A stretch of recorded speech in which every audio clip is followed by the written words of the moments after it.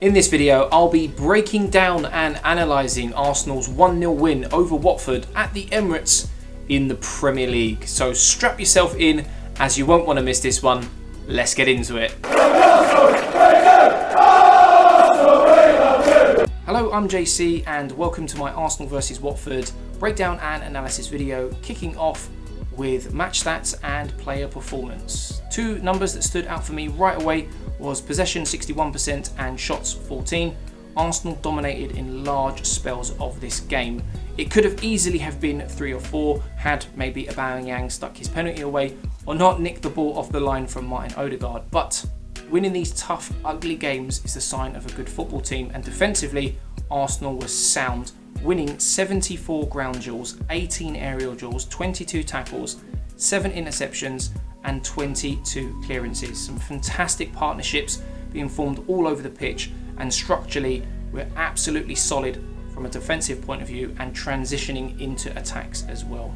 Now, the only negative I can take from these stats is that Arsenal committed 6 fouls and managed to get 4 yellow cards compared to Watford's 19 fouls only getting 4 yellow cards. It feels like Arsenal are being treated a little bit more harshly in this department. Yes, Watford had a man sent off, but I don't think that would have affected the outcome of this game too much. Now, going into player analysis, there are 3 top performances away from my man of the match who we'll get into in a later part of this video. And starting with Emile Smith-Rowe, the guy that came up with the goal, the only goal of the game, and he had a 92% pass completion out of the 24 passes that he made during those 90 minutes. 2 key passes, so it was really part of all the good things going forward that Arsenal are creating at the moment, not just in this game, but over the last few weeks as well. He completed 2 out of 2 dribbles and won 4 out of 7 duels. Now, another player that I want to talk about very briefly is Tomiyasu. He had a bit of dip in form in the last sort of 10 games, and he is now back to his best. He was involved in 4 clearances, 6 tackles, 1 interception. He won 6 out of 8 ground duels, 3 out of 4 aerial duels, 88% completion with his passing, and he was involved in 2 key passes. He's only had 3 all season, and 2 came in the same game. Now, one of the top performers for me was Ben White. He's not been himself the last couple of games due to illness, but we were seeing the best of what he can offer. 6 clearances, 3 blocks, 3 interceptions, winning 4 out of 7 ground duels, 6 out of 10 aerial duels, 86 pass completion and 101 touches. A lot of what he did against Watford was very, very positive. So I'm glad to see he's back where he needs to be. And his partner Gabriel also had a fantastic game as well. But this week, it's Ben White who takes the limelight. And a stat for you, every game that Ben White and Gabriel have played together in the Premier League, Arsenal have never lost. Now, Tavares started on the left, and he continues to show his attacking threat down that left-hand side, and he's been absolutely fantastic. Still adapting to the Premier League, so he's only going to get better. And Aaron Ramsdale, who was on goal, another clean sheet. He has more clean sheets than goals conceded now. 5 clean sheets, 4 goals conceded. He did make his first big mistake in an Arsenal shirt. Fortunately, it didn't come back round to bite him in the backside, but some big saves. Lokonga in midfield, another top performance. He played with a new midfield partner, no Partey due to groin strain, but another top performance. He's only going to get better and better. He's still young, he's still learning. Ainsley Maitland-Niles, his midfield partner. We'll talk about him in a later part of this video. Saka, a lot of what we did really positively came down that right-hand side, and I just want to see him contribute more with assists and goals. Lacazette continues to be that glue in midfield, really driving Arsenal forward, one of those senior players. And unfortunately for Aubameyang, he had a game to forget. I'm hoping this is just a one-off with the missed penalty and taking the ball off the line for the Odegaard goal that, well, would have stood had he not touched it. But he's the captain. He really drove the intensity like he has done the last few weeks. He did go missing in large parts of the game, but as I said, hopefully this is just a one-off. Let me know your thoughts down in the comments below. Who was your man of the match before we get into mine in the next section? Up next, we have key player on the day, and arguably it was a tough call between him and Ben White, but for me, Ainsley Maitland-Niles just nicks it, and I'm so happy for the lad. He nearly left in the summer. He wanted regular first team football.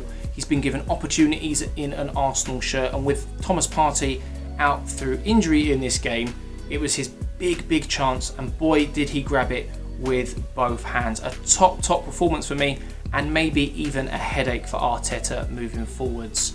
He made 35 passes with a 83% passing accuracy. He was involved in 1 key pass and successful 2 out of 2 dribbles, but the most impressive part for me was that he won 8 out of 10 duels, 2 clearances, 2 blocks and 5 tackles, and he played in midfield. A top performance. Let's not forget, a couple of years ago he was called up to the England team by Gareth Southgate, so maybe he saw something that Arteta didn't, but he's now starting to force his way into Arteta's plans, and with a player that's so versatile that can play left wing back, right wing back, centre midfield, defensive centre midfield, he could be absolutely vital filling in those gaps throughout the season, especially with Ofcon coming up as well. But a big round of applause to Ainsley Maitland-Niles, who for me was Arsenal's best player on the night. Before we jump into this next section, if you are enjoying this video, please do drop a like, and if you're new around here, why not subscribe? It helps me and the channel grow. So, match defining moments up next, starting with picture number 1. A goal early doors around the 6th or 7th minute. I thought Arsenal had another really good fast start. Unfortunately, it was ruled offside. Had Saka just allowed Aubameyang to strike the ball, the goal would have stood. I think Saka probably forgot about this rule, me included, as well as many other Arsenal fans. But I can tell you, moving forward, we won't be forgetting it again. Picture number 2 was the penalty, and the reason why I wanted to discuss this in today's video is I was a little bit confused why the ref took as long as he did to award this penalty. As you can see in this picture, Danny Rose clearly takes Lacazette out, and I felt like he got away with it a little bit. Clearly does not intend to play the ball in any way, shape or form. Unfortunately, the resulting penalty was missed by Aubameyang. That's 2 penalties missed in a row now. The big question is, will he continue to stay on penalty duty moving forwards? And then the third and final picture was the goal. And of course, we were going to talk about it. There's a couple of major talking points in this.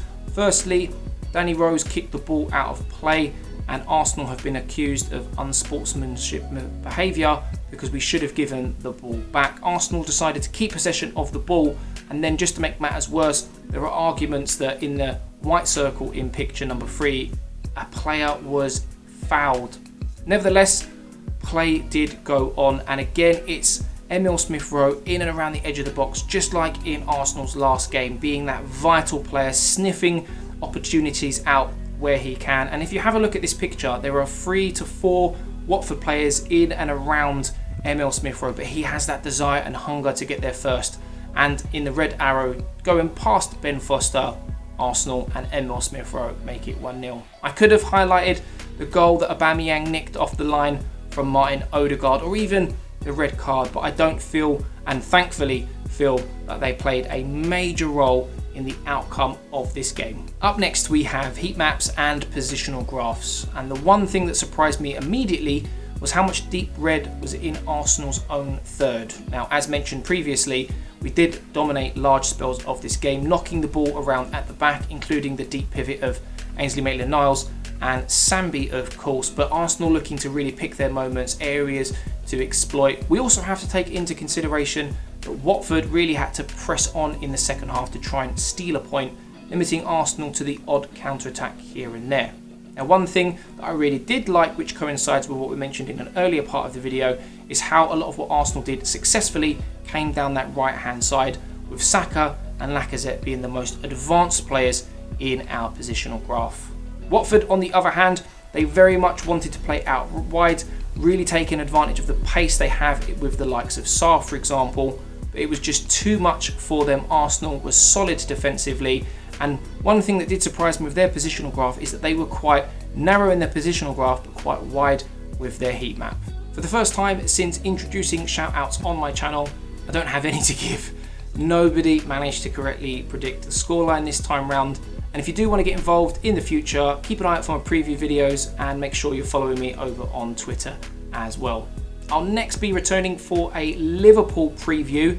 It's going to be an absolutely huge game away at Anfield. Arsenal in very good form, of course, and Liverpool dropping points to Brighton and West Ham more recently. So is it a good time to be playing them? Who knows? But that's going to about wrap things up for today. If you have enjoyed today's video, please do drop a like. Subscribe if you're new around here, as it really helps me and the channel grow. But for now, I'm JC, and I'll catch you in the next one.